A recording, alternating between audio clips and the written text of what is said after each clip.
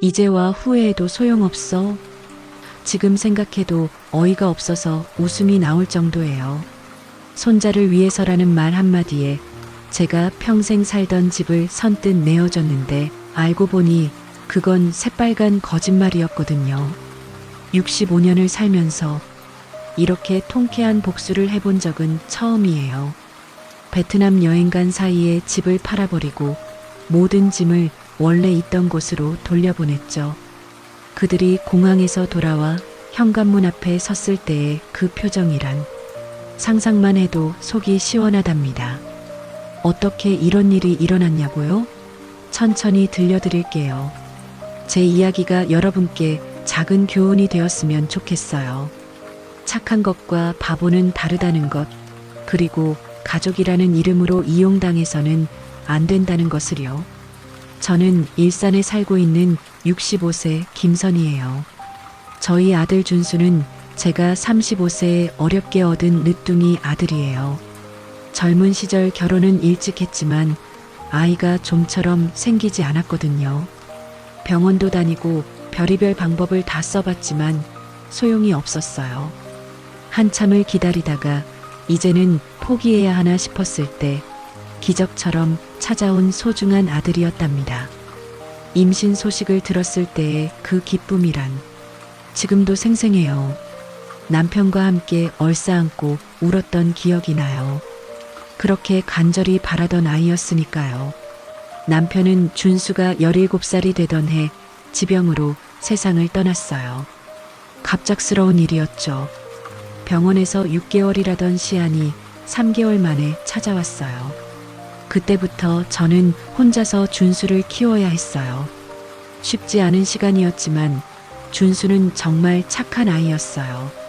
아버지가 돌아가신 후에도 저를 많이 챙겨줬거든요. 엄마, 혼자 사시기 외롭지 않으세요? 제가 자주 올게요. 고등학교 때부터 준수는 제 걱정을 많이 했어요. 친구들과 놀 시간에도 집에 일찍 들어와서 저와 저녁을 함께 먹곤 했죠. 대학 진학할 때도 멀리 가지 않고 서울 안에 있는 학교를 골랐어요. 엄마 곁에 있고 싶다면서요. 준수는 대학을 졸업하고 직장을 다니면서도 주말이면 꼭 저를 찾아왔어요. 같이 영화도 보러 가고 맛있는 음식도 먹으러 다녔죠. 주변 사람들이 그러더라고요. 요즘 같은 세상에 저런 효자가 어디 있냐고요. 저도 그렇게 생각했어요. 제가 정말 복받은 엄마라고 말이에요. 동네 슈퍼 아주머니도 그러셨어요. 선희 씨, 준수 씨 정말 효자네요. 요즘 젊은 애들 중에 주말마다 엄마 찾아오는 애가 어디 있어요? 그럴 때마다 저는 뿌듯했어요. 고생해서 키운 보람이 있다고 느꼈거든요. 준수가 30살이 되던 해 드디어 결혼한다고 소식을 전해왔어요. 며느리 수진이는 첫인상부터 참 얌전하고 조용한 성격이었어요. 키가 작고 말수가 적은 편이었는데 그게 또 차분해 보이고 좋았어요. 첫 만남부터 예의 바르게 인사하고 저한테 말도 잘 들었죠. 어머님, 앞으로 잘 부탁드립니다. 준수 오빠 잘 돌봐드릴게요. 수진이의 말을 들으면서 저는 마음이 놓였어요. 아들이 좋은 사람을 만났구나 싶었거든요. 수진이는 은행에서 일하는 성실한 직장인이었고 무엇보다 준수를 진심으로 좋아하는 게 눈에 보였어요. 결혼식도 소박하게 치렀는데 두 사람이 정말 행복해 보였어요. 보는 제가 다 기분이 좋더라고요. 결혼식장에서 준수가 수진이 손을 꼭 잡고 있는 모습을 보면서 아, 이제 우리 아들도 정말 어른이 됐구나 싶었어요. 신혼집은 준수가 마련한 18평 아파트였어요. 고양시 쪽에 있는 작은 아파트였는데 작지만 신혼부부가 살기에는 충분한 크기였죠. 저는 일산에 있는 34평 아파트에서 혼자 살고 있었고요. 남편이 살아계실 때 함께 마련한 집이었어요. 그 집에는 제 인생의 모든 추억이 담겨 있었답니다. 남편과 함께 벽지를 골랐던 일, 가구를 하나하나 들여놓으며 즐거워했던 일, 준수가 어렸을 때 거실에서 뛰어놀던 모습. 그 집은 단순한 부동산이 아니라 제 삶 자체였어요. 결혼한 지 얼마 지나지 않아서 수진이가 임신했다는 소식을 들었을 때는 정말 기뻤어요. 손자를 볼 수 있다는 생각에 마음이 설렜거든요. 저같이 늦은 나이에 낳은 아들이 또 아이를 갖는다는 게 얼마나 감사한 일인지 몰라요. 임신 기간 내내 수진이를 챙겨줬어요. 몸조리에 좋다는 음식도 해다 주고 병원 검진도 따라가고 했죠. 임신 중에는 입맛이 까다로워지잖아요. 수진이가 뭘 먹고 싶어 하는지 물어보고 그걸 정성껏 만들어 갖다 줬어요. 준수도 아내를 무척 잘 챙겼고요. 퇴근하고 집에 오면 수진이 발 마사지도 해주고 주말에는 같이 산책도 나가고요. 보기 좋았어요. 저도 남편한테 저렇게 사랑받았는데 우리 아들도 아내를 잘 챙기는구나 싶어서 마음이 따뜻했어요. 드디어 손자 서준이가 태어났을 때는 눈물이 날 정도로 기뻤어요. 작고 까만 머리카락을 가진 아기가 얼마나 예쁘던지요. 3.2kg으로 태어난 건강한 사내아이였어요. 준수를 처음 낳았을 때 그 감동이 다시 밀려왔어요. 엄마, 손자 어때요? 예쁘죠? 준수가 자랑스럽게 아기를 안고 있는 모습을 보니 마음이 뿌듯했어요. 이제 우리 가족이 하나 더 늘었구나 싶었거든요. 3대가 이어진다는 게 이렇게 감격스러운 일인 줄 몰랐어요. 수진이도 산후조리를 잘할 수 있도록 최선을 다했어요. 미역국도 끓여주고 집안일도 도와줬죠. 며느리가 편히 쉴 수 있도록 최대한 배려했답니다.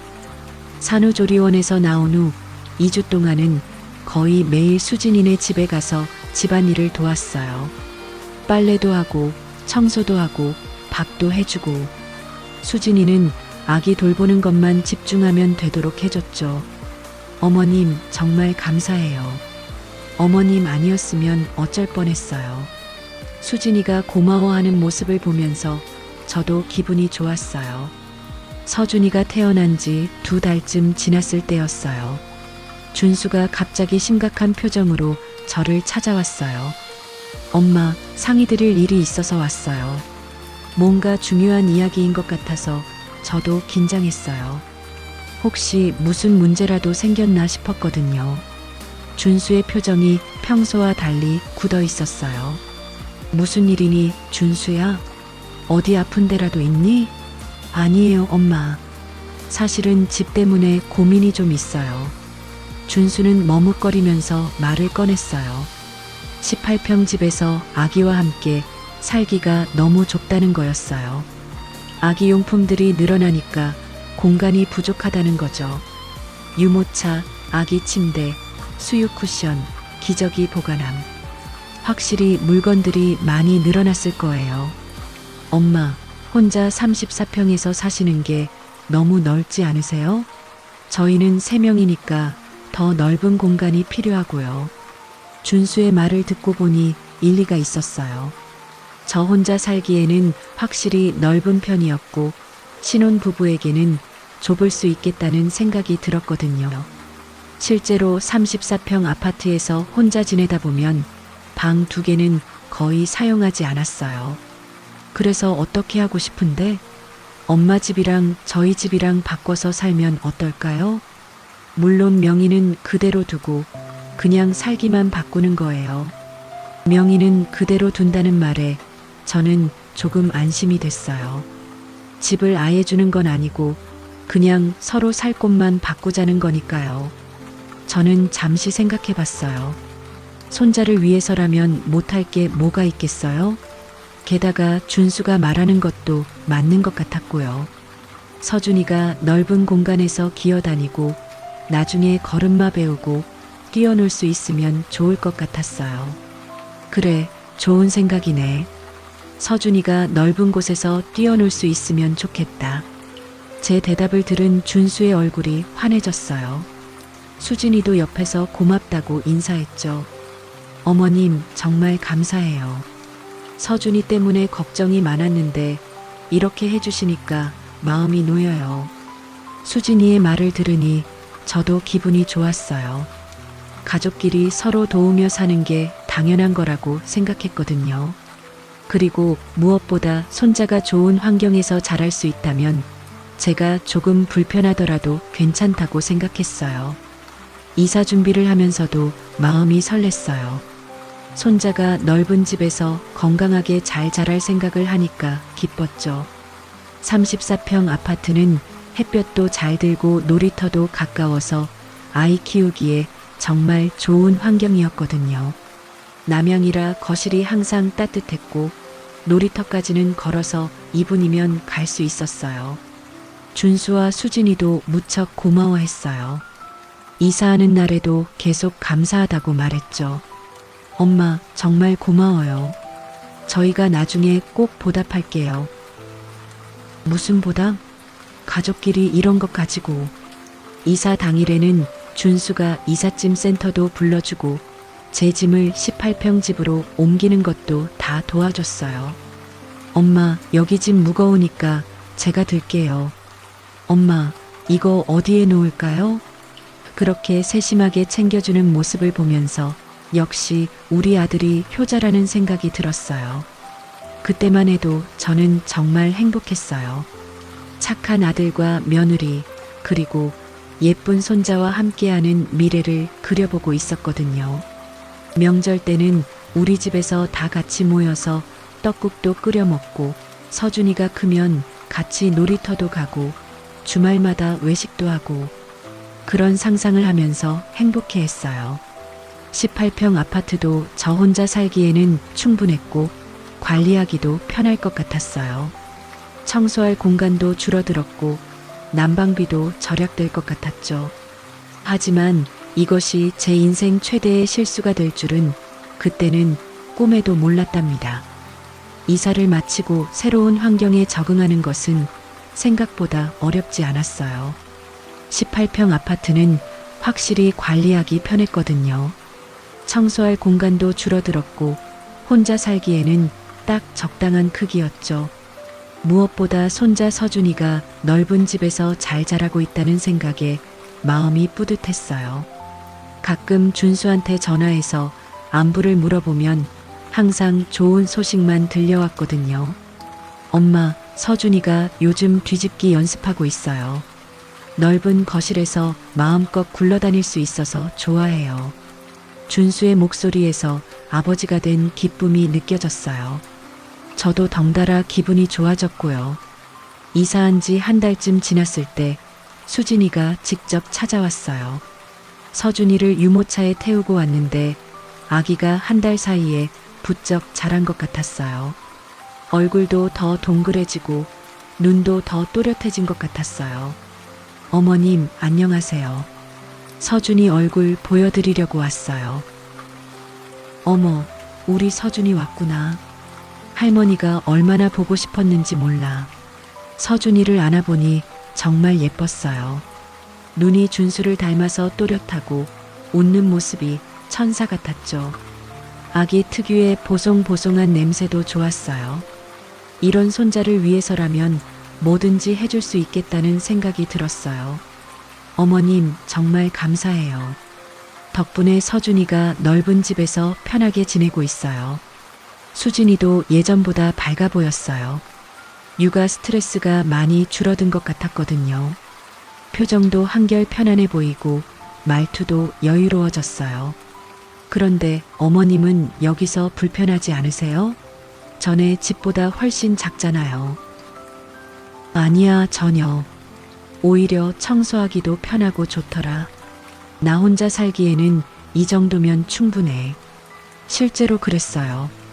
큰 집에서 혼자 지낼 때는 가끔 공허한 느낌이 들었는데 작은 집은 아늑하고 따뜻한 느낌이 들었거든요. 방 하나, 거실, 부엌. 딱 필요한 공간만 있으니까 관리하기도 쉬웠고요. 그날 수진이는 저녁까지 함께 먹고 갔어요. 오랜만에 가족끼리 모여서 식사하니까 기분이 좋았어요. 제가 좋아하는 된장찌개를 끓였는데 수진이도 맛있게 먹어줬고요. 서준이도 할머니 품에서 잘 놀아줬고요. 엄마, 다음 주에 서준이 예방접종 맞으러 가는데 같이 가실래요? 그럼 당연히 가야지. 우리 서준이 아픈 거 보기 싫지만 건강을 위해서는 맞아야지. 준수의 제안에 저는 기꺼이 동의했어요. 손자와 함께 보내는 시간이 소중했거든요. 그리고 예방접종 같은 중요한 순간에 할머니가 함께 있어주는 게 좋을 것 같았어요. 예방접종 날 저는 일찍부터 준비했어요. 서준이가 주사 맞고 나서 보채면 달래줄 생각에 장난감도 챙겨갔어요. 딸랑이 같은 거요. 병원에서 서준이가 주사 맞는 모습을 보니 제 마음도 아팠어요. 아기가 울음을 터뜨릴 때는 얼른 안아주고 싶었죠. 괜찮아, 서준아. 할머니가 여기 있어. 제가 서준이를 달래자 금세 울음을 그쳤어요. 준수와 수진이도 고마워했죠. 어머님이 있으니까 서준이가 금세 진정되네요.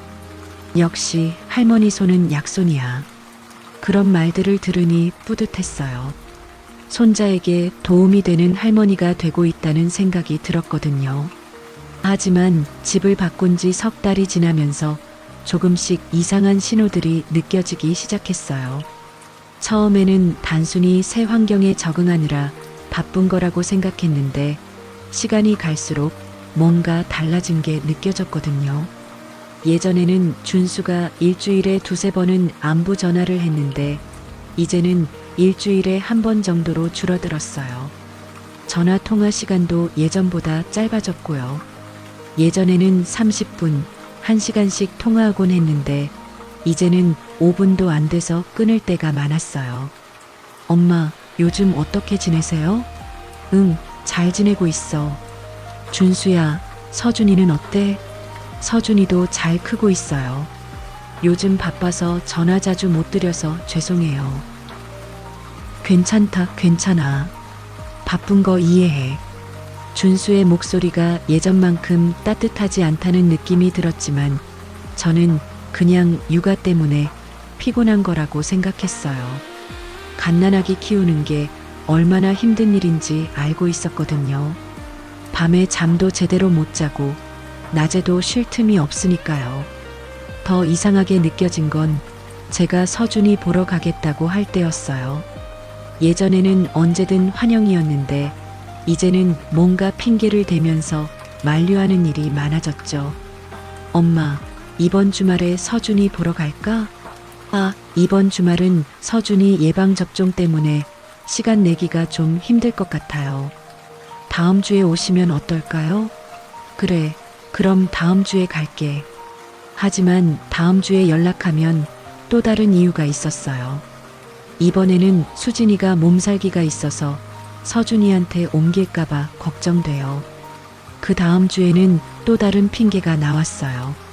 이번 주말에는 저희가 친구 결혼식에 가야 해서요.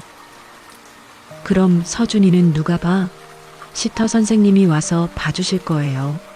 시터는 부르면서 왜 할머니는 안 된다는 건지 이해가 안 됐어요.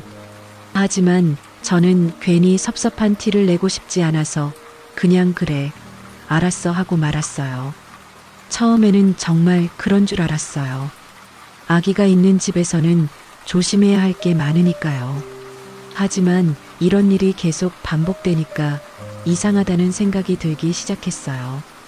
한두 번도 아니고 매번 뭔가 이유를 대면서 만나는 걸 피하는 것 같았거든요. 그러던 어느 날 우연히 마트에서 수진이를 만났어요. 서준이를 유모차에 태우고 쇼핑을 하고 있더라고요. 몸살기가 있다고 했는데 멀쩡해 보였어요. 오히려 화장도 하고 깔끔하게 옷도 입고 있었어요. 수진아, 여기서 웬일이야? 수진이가 저를 보더니 잠깐 당황하는 표정을 지었어요. 눈이 커지면서 순간 멈칫하더라고요. 아, 어머님. 안녕하세요. 몸살은 다 나았니? 준수가 아파서 서준이한테 옮길까봐 걱정된다고 하던데. 네, 많이 좋아졌어요. 수진이의 대답이 어색했어요. 뭔가 숨기는 게 있는 것 같은 느낌이 들었거든요. 눈도 제대로 마주치지 못하고 자꾸 시선을 피하더라고요. 그럼 이번 주말에 서준이 보러 가도 될까? 그게요. 이번 주말에는 친정 어머니가 오시기로 했어서요. 또 다른 핑계였어요. 저는 점점 서운해지기 시작했어요. 친정 어머니는 와도 되는데 시어머니는 안 된다는 게 무슨 의미인지 알 것 같았거든요. 그럼 친정 어머님이랑 같이 서준이 봐도 되는데 아무래도 두 분이 같이 계시면 서준이가 힘들어할 것 같아서요. 다음에 꼭 모시겠습니다. 수진이는 얼른 자리를 뜨려고 하는 것 같았어요. 예전 같으면 마트에서 만났을 때 같이 장 보기도 하고 차라도 한잔했을 텐데 말이죠. 어머님, 죄송한데 집에 급한 일이 있어서 먼저 갈게요. 그렇게 말하고는 황급히 마트를 나가더라고요. 집으로 돌아가는 길에 마음이 무거웠어요. 뭔가 잘못된 건 아닌지 걱정이 되었거든요. 혹시 제가 모르는 사이에 실수한 게 있나 싶어서 곰곰이 생각해 봤지만 딱히 떠오르는 게 없었어요. 그날 밤 준수에게 전화를 걸어봤어요. 준수야, 오늘 수진이 마트에서 만났는데 많이 좋아 보이더라. 아, 그래요? 오늘 장 보러 나갔었나 보네요. 친정 어머님이 이번 주말에 오신다면서 네, 수진이가 부탁해서 아무래도 육아 도움이 필요하다고 하더라고요. 준수의 말을 들으니 마음이 더 복잡해졌어요. 저도 육아 도움을 줄 수 있는데 왜 친정 어머니만 부르는 건지 이해가 안 됐거든요. 제가 뭔가 잘못한 게 있나? 아니면 수진이가 저를 부담스러워하는 건가? 나도 서준이 돌봐줄 수 있는데. 엄마도 나이가 있으시잖아요. 무리하실 필요 없어요. 준수의 대답이 예전과 달라진 게 느껴졌어요. 예전 같으면 엄마가 도와주시면 너무 고맙죠 했을 텐데 이제는 거리를 두려고 하는 것 같았어요. 마치 저를 멀리하려는 것처럼 느껴졌어요. 더 이상하게 느껴진 건 명절이었어요. 추석이 다가오는데 준수가 명절 계획에 대해 전혀 언급하지 않는 거예요. 예전 같으면 미리 연락해서 준비할 것들 상의하곤 했는데 말이에요. 송편은 몇 개 만들지, 무슨 나물을 할지 그런 것들을 같이 의논하곤 했거든요. 제가 먼저 물어봤어요. 준수야, 추석 때 어떻게 할 거니? 아, 추석이요? 저희는 조용히 집에서 지낼 것 같아요. 그럼 엄마도 같이 지내면 되겠네. 그게요, 서준이가 아직 어려서 사람 많으면 힘들어해요. 이번에는 저희끼리 지내려고요. 또 거절당했어요. 명절에도 가족이 함께하지 못한다는 게 얼마나 서운한지 모르겠더라고요. 추석이면 가족들이 다 모여서 차례도 지내고 음식도 나눠 먹는 건데 그게 안 된다는 게 이해가 안 됐어요. 서준이가 사람 많으면 힘들어한다는 게 무슨 소리야? 할머니 하나 더 오는 건데. 그래도 이번에는 저희끼리 조용히 보내고 싶어요. 준수의 목소리에서 단호함이 느껴졌어요. 더 이상 설득할 수 없을 것 같았어요. 그 무렵 저는 혼자서 많은 생각을 하게 되었어요.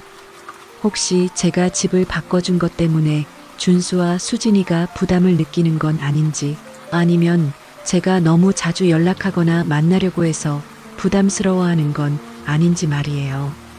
그래서 조금 거리를 두기로 했어요. 전화도 덜하고 만나자는 말도 자제했죠. 준수 가족이 편하게 지낼 수 있도록 배려한 거예요. 혹시 제가 너무 과하게 관심을 보여서 부담스러웠나 싶었거든요. 일주일에 한 번 전화하던 것을 2주에 한 번으로 줄였어요. 만나자는 말도 먼저 꺼내지 않았고요. 그들이 먼저 연락 오기를 기다렸어요. 하지만 거리를 둘수록 연락은 더 뜸해졌어요. 제가 먼저 연락하지 않으면 준수에게서 연락이 오는 일은 거의 없었거든요. 한 달이 지나도록 준수에게서 전화가 한 통도 오지 않았어요. 어느 날 동네 친구 영자 언니가 물어봤어요. 선이야, 요즘 준수 소식은 어때? 서준이 잘 크고 있니? 잘 크고 있는 것 같아요. 요즘 연락이 좀 뜸해서 잘 모르겠지만요. 뭐, 젊은 부부들은 바쁘잖아. 이해해야지. 영자 언니는 그렇게 말했지만 저는 마음이 편하지 않았어요. 뭔가 잘못된 방향으로 가고 있다는 느낌이 들었거든요. 밤에 혼자 누워있으면 자꾸 생각이 났어요. 손자를 위해 집을 바꿔준 건 잘한 일이었는데 왜 이렇게 관계가 멀어지고 있는 걸까요? 혹시 제가 뭔가 실수한 게 있는 건 아닐까요? 하지만 아무리 생각해봐도 답이 나오지 않았어요. 그저 시간이 지나면 다시 예전처럼 돌아올 거라고 믿고 싶었어요. 한 달만 지나면, 두 달만 지나면 괜찮아지겠지. 그런 희망을 가지고 있었어요. 그런데 이런 변화가 시작에 불과했다는 걸 그때는 전혀 몰랐답니다. 그렇게 서먹한 관계가 몇 달 더 지속되었어요. 저는 준수 가족을 배려한다는 명목으로 연락을 자제했지만 속으로는 점점 외로워지고 있었어요. 혼자서 서준이가 어떻게 자라고 있는지, 첫걸음만은 언제 뗐는지, 첫말은 뭐였는지 궁금한 게 너무 많았거든요. 밤마다 핸드폰을 들여다보곤 했어요. 준수한테 전화를 걸까 말까 고민하면서요. 하지만 또 거절당할까봐, 또 핑계를 들을까봐 선뜻 전화를 걸 수가 없었어요. 가끔 SNS를 보면 수진이가 서준이 사진을 올리곤 했어요. 그 사진들을 보면서 손자가 얼마나 자랐는지 확인했죠.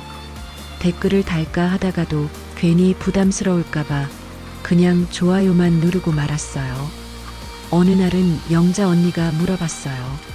선이야, 너 요즘 왜 그래? 얼굴이 많이 어두워 보이는데. 아니에요, 언니. 그냥 좀 피곤해서 그래요. 준수랑 무슨 일 있어? 요즘 애 이야기 안 하더라. 별일 없어요. 그냥 요즘 바쁜가 봐요. 영자 언니한테도 제대로 말할 수가 없었어요. 괜히 제가 문제가 있는 것처럼 보일까 봐요. 어느 날 마트에서 장을 보고 돌아오는 길이었어요. 무거운 장바구니를 들고 집 앞 버스 정류장에서 버스를 기다리고 있는데 갑자기 익숙한 목소리가 들렸어요. 어머님, 정말 고생 많으셨어요. 드디어 이사 왔네요. 돌아보니 준수가 한 중년 여성과 함께 이삿짐에서 짐을 내리고 있었어요. 그 여성은 수진이와 닮은 구석이 있어서 한눈에 안사돈이라는 걸 알 수 있었어요. 순간 제 가슴이 쿵하고 떨어지는 느낌이었어요. 이삿짐 차에서 나오는 짐들을 보니 확실히 누군가가 이사를 오는 게 맞았거든요. 준수가 정말 효자구나. 이렇게 좋은 아파트에서 살게 해주고. 수진이 어머니의 말을 들으니 상황이 명확해졌어요. 준수와 수진이가 장모를 모시고 살기로 한 거였죠. 저는 그 자리에서 움직일 수가 없었어요. 다리에 힘이 빠져서 버스 정류장 의자에 주저앉고 말았어요. 머릿속이 하얘지면서 아무 생각도 나지 않았어요. 그제서야 모든 게 이해되었어요. 준수와 수진이가 저와 거리를 둔 이유, 자꾸 핑계를 대며 만나려고 하지 않은 이유가 말이에요. 처음부터 장모를 모시고 살 계획이었던 거죠. 버스가 와도 탈 수가 없었어요. 그냥 멍하니 앉아서 준수가 장모의 짐을 나르는 모습만 바라보고 있었어요. 제가 손자를 위해서라고 생각하며 내어준 집에서 말이에요. 집에 돌아와서도 정신이 없었어요. 장바구니를 부엌에 내려놓고 소파에 털썩 앉았는데 눈물이 나오려고 했어요.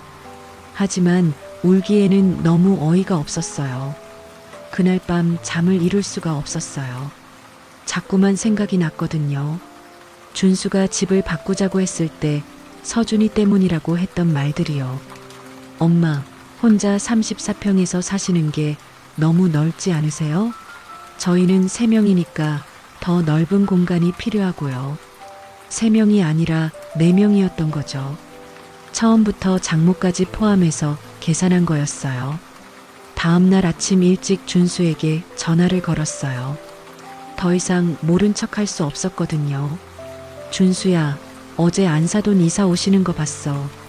전화 너머로 준수가 당황하는 기색이 느껴졌어요. 엄마 보셨구나. 말씀드리려고 했는데. 언제부터 계획한 거니? 그게요. 갑자기 결정된 거예요. 장모님이 혼자 사시기 외로워하셔서요. 준수의 목소리가 떨리고 있었어요. 거짓말하고 있다는 게 뻔히 보였죠. 갑자기라고? 그럼 나한테 집 바꾸자고 할 때는 이런 계획이 없었다는 거야? 정말 그때는 몰랐어요. 서준이 때문에 바꾼 거 맞아요. 하지만 저는 더 이상 믿을 수 없었어요. 이삿짐의 양을 봤을 때 갑작스럽게 결정된 게 아니라는 걸 알 수 있었거든요. 준수야, 솔직히 말해봐. 처음부터 장모님 모시고 살 생각이었던 거지? 한참 침묵이 흘렀어요. 준수가 대답을 못하고 있는 거였죠. 엄마, 그게 그런 게 아니라. 그런 게 아니면 뭐야? 장모님이 혼자 계시니까 외로워하시고 수진이도 육아 도움이 필요하다고 해서. 준수의 변명을 듣고 있으니 화가 치밀어 올랐어요. 그럼 나한테는 왜 말 안 했어? 장모님 모시고 살 거니까 집 바꿔달라고 솔직히 말했으면 됐잖아. 그러면 엄마가 싫어하실까 봐요. 싫어하기는 뭘 싫어해? 나도 이해할 수 있어. 하지만 거짓말하고 속이는 건 다른 문제야. 전화 통화 내내 준수는 제대로 된 해명을 하지 못했어요. 그저 미안하다는 말만 반복했죠. 그날 오후 수진이에게서 전화가 왔어요. 어머님, 오해가 있으신 것 같아서 전화드려요. 무슨 오해? 저희가 처음부터 엄마를 모시고 살 계획이었던 건 아니에요. 수진아, 솔직히 말해봐. 안사돈이 살던 집은 어떤 집이었는데? 그게요. 부천 반지하 빌라였어요. 좀 오래되고 습하고. 수진이의 말을 들으니 더욱 명확해졌어요. 장모는 열악한 환경에서 살고 있었고 좋은 아파트에서 살고 싶어 했던 거죠. 그럼 너희 엄마가 좋은 집에서 살고 싶어서 이런 계획을 세운 거네? 그런 게 아니에요. 정말. 수진아, 나도 바보 아니야. 이사 준비하는데 시간이 얼마나 걸리는데 갑자기가 어디 있어? 수진이도 더 이상 변명할 말이 없는 것 같았어요. 그날 밤 혼자 앉아서 많은 생각을 했어요. 아들과 며느리가 저를 완전히 속였다는 사실이 믿어지지 않았거든요. 손자를 위해서라고 생각하며 집까지 내어줬는데 알고 보니 장모를 위한 거였던 거죠. 더 화가 난 건 거짓말을 했다는 거였어요. 솔직하게 말했다면 이해할 수도 있었을 텐데 저를 바보 취급하며 속인 게 너무 억울했어요. 그날 밤 저는 결심했어요. 더 이상 이대로 당하고만 있을 수는 없다고 말이에요. 다음 날 아침 일찍 영자 언니에게 전화를 걸었어요. 언니, 나 좀 만날 수 있어요? 급한 얘기가 있어서요. 영자 언니를 만나서 어제 있었던 일을 모두 털어놨어요. 준수가 장모를 모시고 살기 위해 집을 바꾸자고 했다는 것, 저를 속이고 거짓말했다는 것들을 말이에요. 뭐라고? 그럼 처음부터 계획적으로 속인 거야? 그런 것 같아요. 서준이 때문이라고 했지만 실제로는 장모 때문이었던 거죠. 영자 언니의 얼굴이 점점 굳어졌어요. 아니, 그럼 너를 완전히 이용한 거잖아. 그러게요. 지금 생각해보니 제가 너무 순진했나 봐요. 순진한 게 아니라 착한 거지. 손자 위한다는 마음에 그런 거였는데 그걸 이용하다니. 며칠 후 수진이가 직접 찾아왔어요. 서준이를 유모차에 태우고 왔는데 손자는 여전히 예뻤지만 수진이를 보는 마음은 예전과 달랐어요. 어머님, 정말 죄송해요. 수진아, 앉아. 우리 차근차근 얘기해보자. 어머님도 같이 사실래요? 집이 넓으니까 충분히 가능할 것 같은데요. 그 말을 들으니 기가 막혔어요. 장모와 시어머니가 한 집에서 같이 살려는 거였거든요. 며칠 후 준수와 수진이가 함께 찾아왔을 때는 더 황당한 제안을 했어요. 일산 집을 저희에게 명예 이전을 해주시면 안 될까요? 뭐, 그럼 일산 집은 너희가 가지고 나는 28평 아파트에서 계속 살라는 거야? 아니면 엄마도 같이 들어와서 사셔도 돼요. 방 하나 남는 거 드릴게요. 준수의 말을 듣고 있으니 점점 화가 났어요. 일산 집은 자기들이 갖고 저는 구석방 하나 얻어서 살라는 거였거든요. 그날 밤 잠자리에 누워서도 계속 생각이 났어요. 이대로 당하고만 있을 수는 없다는 마음이 점점 커졌거든요. 다음 날 아침 일찍 부동산에 전화를 걸어봤어요. 혹시 34평 아파트 시세가 어떻게 되나요? 일산 어느 단지신가요? 제가 아파트 정보를 말해주자 부동산 직원이 대답했어요. 그 단지면 지금 시세가 8억 5천 정도 될 것 같은데요. 금매로 내놓으시면 8억 2천 정도에도 나갈 수 있을 거예요. 혹시 금매로 내놓으면 얼마나 빨리 팔릴까요? 금매로 내놓으시면 일주일 안에도 나갈 수 있을 것 같아요. 부동산과 통화를 마치고 나서 본격적으로 계획을 세우기 시작했어요. 준수 가족이 여행을 간다고 했던 얘기가 생각났거든요. 며칠 후 준수에게 전화를 걸어서 자연스럽게 물어봤어요. 준수야, 요즘 잘 지내니? 잘 지내고 있어요, 엄마. 그러고 보니 수진이가 여행 가고 싶어 한다고 하던데 계획 세웠니? 베트남으로 4박 5일 정도 다녀올까 해요. 장모님도 같이 가기로 했고요. 완벽한 타이밍이었어요. 4박 5일이면 제가 모든 일을 처리하기에 충분한 시간이었거든요. 그래, 좋겠네. 오랜만에 가족 여행이니까 재미있게 다녀와. 그런데 엄마는 괜찮으세요? 괜찮아, 괜찮아. 여행 다녀와서 보면 되지. 전화를 끊고 나서 본격적으로 준비에 들어갔어요. 먼저 부동산에 다시 연락해서 금매 매물로 내놓겠다고 했어요. 8억 2천에 금매로 내놓을게요. 조건은 현금 거래고 일주일 안에 계약해야 해요. 다음으로 이삿짐 센터에 연락했어요. 다음 주 목요일에 포장 이사 가능한가요? 마지막으로 가장 중요한 준비를 했어요. 34평 아파트 여분 열쇠를 확인한 거죠. 월요일에 부동산에서 연락이 왔어요. 매수자가 나타났는데요. 현금으로 8억 2천에 바로 계약하겠다고 해요. 정말요? 그럼 언제 계약할 수 있나요? 내일 오전에 계약하고 목요일에 잔금 치르면 됩니다. 모든 게 계획대로 돌아가고 있었어요. 화요일 아침 준수 가족이 베트남으로 떠난다고 연락이 왔을 때 저는 마음속으로 미소를 지었어요. 엄마, 지금 공항 가는 중이에요. 잘 다녀올게요. 응, 조심해서 다녀와. 준수 가족이 출국한 것을 확인한 후 저는 부동산으로 향했어요. 계약서에 사인하는 순간 마음이 시원해지는 것 같았어요. 계약을 마치고 집으로 돌아와서 영자 언니에게 전화를 걸었어요. 언니, 나 집 팔았어요. 뭐라고? 갑자기 왜? 다 계획이 있어서요. 목요일에 이삿짐 센터 오는데 같이 가서 봐줄 수 있어요? 물론이지.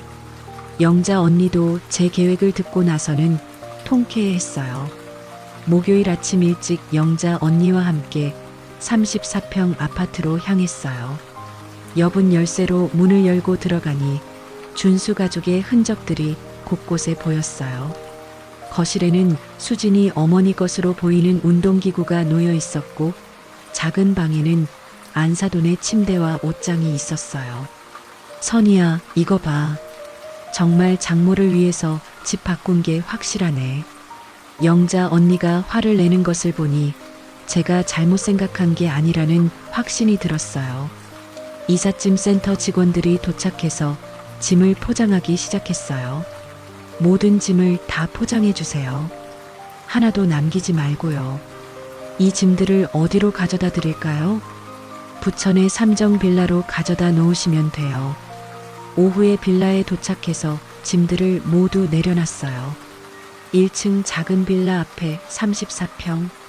아파트에서 나온 짐들이 가득 쌓여 있는 모습을 보니 뭔가 묘한 기분이 들었어요. 모든 일을 마치고 영자 언니와 함께 커피를 마시면서 기분이 후련했어요. 선이야, 속이 다 시원하다. 정말 그래요.